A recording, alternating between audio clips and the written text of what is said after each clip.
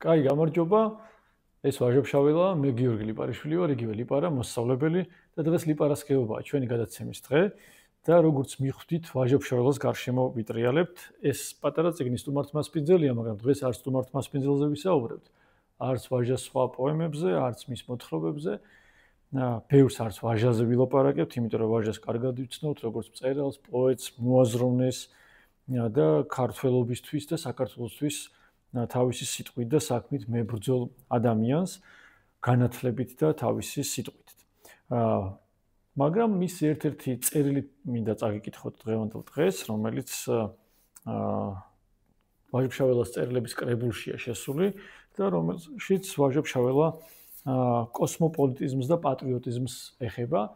ანუ თითქოს ორ საპირისპიროს ერთმანეთთან, მსოფლიო ადამიანს და თან პატრიოტიზმს, საკუთარ ეროვნულობას და განმარტავს რა საერთო აქვთ ერთმანეთთან. მოდი ბევრი რო არ ვილაპარაკოთ, პირდაპირ ვაჟას მოვუსმინოთ. კოსმოპოლიტიზმი და პატრიოტიზმი. ვაჟობშაველა. ზოგს გონია, რომ ნამდვილი პატრიოტიზმი ეწინააღმდეგება კოსმოპოლიტიზმს, მაგრამ ეს შეცდომაა. ყოველი ნამდვილი პატრიოტი კოსმოპოლიტია, ისე როგორც ყოველი გონიერი კოსმოპოლიტი და არა ჩვენებური პატრიოტია. როგორ? ასე რომელი ადამიანიც თავის ერს ემსახურება, კეთილგონიერად და ცდილობს თავის სამშობლო აღამაღლოს გონებრივ, ქონებრივ და ზნეობრივ, ამით ის უმზადებს მთელ კაცობრიობას საუკეთესო წევრებს, საუკეთესო მეგობარს, ხელს უწყობს მთელი კაცობრიობის განვითარებას, კეთილდღეობას. თუ მთელს ერის განვითარებისთვის საჭიროა კერძო ადამიანთა აღზრდა, აგრეთვე ცალკე ერების აღზრდაა საჭირო, რათა კაცობრიობა წარმოადგენდეს განვითარებულ ჯგუფსა. თუ კერძო ადამიანისთვის არის სასარგებლო აღზრდა ნაციონალური, ინდივიდუალური, აგრეთვე ყოველის ერისთვისაა სასარგებლო ასეთივე აღზრდა, რათა ყოველმა ერმა მომეტებული ძალა, ენერგია, თავისებურება გამოიჩინოს და საკუთარი თანხა შეიტანოს კაცობრიობის სალაროში.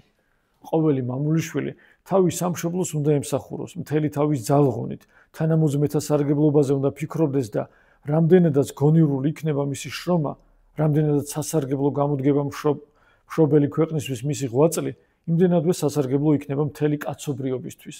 ედისონი ამერიკელია, ამერიკაშივე მუშაობს, მაგრამ მისი შრომის ნაყოფს მთელი კაცობრიობა გემულობს. შექსპირი ინგლისელია.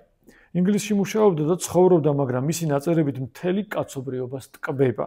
დღესაც ეგრეთვე სერვანტესი, გიოტე და სხვა გენიოსები თავის სამშობლოში თავის თანამოძმეებისთვის იღწვოდნენ, მაგრამ დღეს ისინი მთელს კაცობრიობას მიაჩნია თავის ღვიძლ შვილებად. ყველა გენიოსები ნაციონალურმა ნიადაგმა აღზარდა, აღმოაცენა და განადიდა.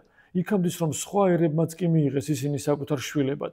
მაშინ სადამე გენიოსებმა თავის სამშობლოს გარეშეც პოვეს სამშობლო, მთელი ქვეყანა, მთელი კაცობრიობა, მაგრამ მიუხედავად ამისა, გენიოს ნაწარმოებნიც უფრო სარგები და შესაფერებელია ეროვნულ ნიადაგზე.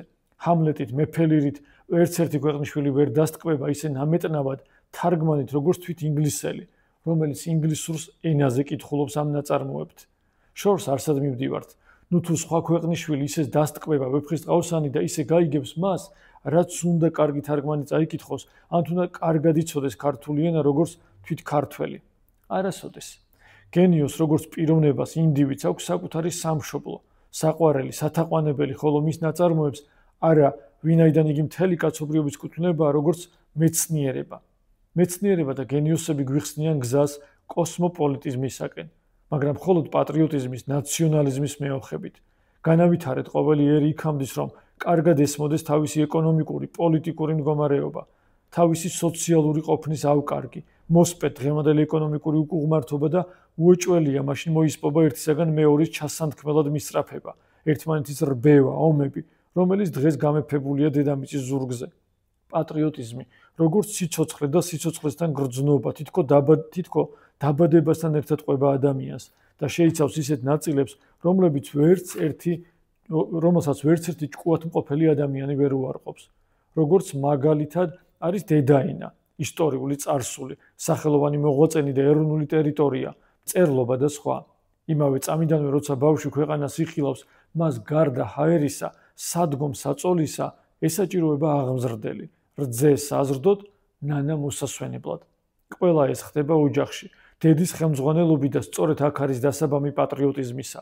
ხმაწვილი იმ თავიდანვე მჭიდრო კავშირს იმათთან გრძნობს, ვინც იმას ესაუბრება, ვინც გარშემო ახვევია, ვისგანაც პირველი შთაბეჭდილებას ღებულობს. ამიტომ უყვარს ის სცენა, რომელიც იმას სიყრმის დროს ესმოდა და ის ადამიანები მიაჩნია თავისიანად, რომელიც ამ ენაზე ლაპარაკობენ, თუ მღერიან. თავის სოფელთა სრულიად უმნიშვნელო სხვებისაგან განმასხვავებელი საუბრის კილოს კი შვენიერებად მიაჩნია. თავისი სოფლელი თუ უკანასკნელი ადამიანი უცხო ადგილას, უცხო მხარეს რო შეხვდეს, დიდ სიამოვნებას აგრძნობინებს, ვიდრე გაფართოვდება ბავშვის მხედველობა და გაიზრდება მისი პატრიოტიზმი, მას მხოლოდ განსაკუთრებით ის სოფელი ან დაბა უყვარს, სადაც დაბადებულა და ბავშვობა გაუტარებია. ვერ წარმომიდგენია ადამიანის სრული ჭკუისა, საღის გრძნობის პატრონი, რომ ერთი რომელიმე ერი სხვებზე მეტად არ უყვარდეს, ან ერთი რომელიმე კუთხე. რატომ? იმიტომ, ერთი და იგივე ადამიანი 1000 ადგილას ხომ არ იბადება, არამედ ერთ ადგილას უნდა დაიბადოს, ერთ ოჯახში, ერთი დედა უნდა ჰყავდეს. თუ ვინმე იტყვის ამას, ყველა ერები ერთნაირად მიყვარსო, სტყუის, თვალთმაქცობს, ან ჭკუანაკლებია, ან რომელიმე პარტიის პროგრამით არის ხელფეხშებოჭილი. სამუწყალეო სახლში აღზრდილი ბუშიც კი, რომელსაც შეიძლება 1000 ლალა გამოუჩნდეს და გარშემო 1000 ენა ესმოდეს, ბოლოს ერთ რომელსამე ენას იწამებს და ერთ ქვეყანას მიიჩნევს თავის სამშობლოდ. პატრიოტიზმი უფრო გრძნობის საქმეა, ვიდრე ჭკუა გონებისა, თუმცა კეთილგონიერება მუდამ ყოფილა და არის მისი მათაყვანებელი და პატივსცემელი. კოსმოპოლიტიზმი მხოლოდ ჭკუის ნაყოფია, ადამიანის კეთილგონიერებისა, მას ადამიანის გულთან საქმე არა აქვს. იგი სახსარია იმ უბედურების ასაცილებლად, რომელიც დღემდის მთელ კაცობრიობას თავს დასტრიალებს. ამიტომ კოსმოპოლიტიზმი ასე უნდა გვესმოდეს. გიყვარდეს შენი ერი, შენი ქვეყანა, იღვაწე მის საკეთილდღეოდ, ნუ გძულ სხვა ერები და ნუ გშურს იმათვის ბედნიერება, ნუ შეუშლი მათ მისწრაფებას ხელს და ეცადე, რომ შენი სამშობლო არავინ დაჩაგროს და გაუთანასწორდეს მოწინავე ერებს, ვინც უარყოფს თავის ეროვნებას, თავის ქვეყანას, იმ ფიქრით ვითომ და კოსმოპოლიტი ვარო. ის არის მახინჯი გრძნობის პატრონი. იგი თავისევა შეუმჩნევლად დიდი მტერია კაცობრიობისა, რომელსაც ვითომ ერთგულებას და სიყვარულს უცხადებს. ღმერთმა დაგვიფაროს. ისე გავიგოთ კოსმოპოლიტიზმი, ვითომ ყველამ თავის ეროვნებაზე ხელი აიღოსო. მაშინ მთელმა კაცობრიობამ უნდა უარყოს თავისი თავი.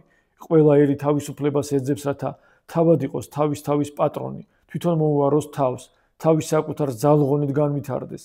ცალ-ცალკე ეროვნებათა განვითარება აუცილებელი პირობაა მთელის კაცობრიობის განვითარებისა.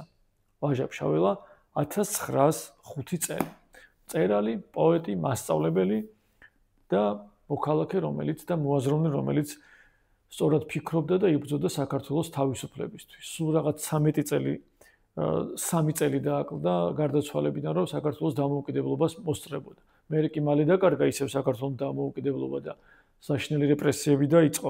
აი ამ ფოტოზეც, რომელსაც აქაც ხედავთ თქვენ, აი აქ ფარია თუ კარგად დაინახავთ და ამ ფარის ადგილას მისი შვილი უნდა ყოფილიყო, რომელიც მაშინდელი ეგრეთ წოდებული ფოტოშოპის წინაპრით ამოჭრეს, იმიტომ რომ მისი შვილი დახვრიტეს რუსული ხელისუფლების წარმომადგენლებმა ქაქუცა ჩოლოყაშვილთან მეგობრობის და დახმარების გამო.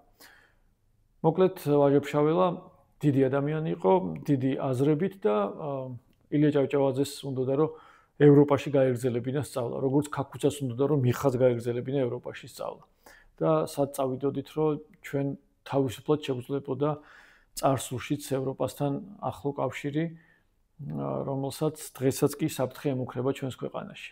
მოკლედ, შემდეგ ლიპარასკევამდე გემშვიდობებით, შემდეგ აზრამდე, შემდეგ წიგნამდე და დროებით. აბა, ბედნიერად.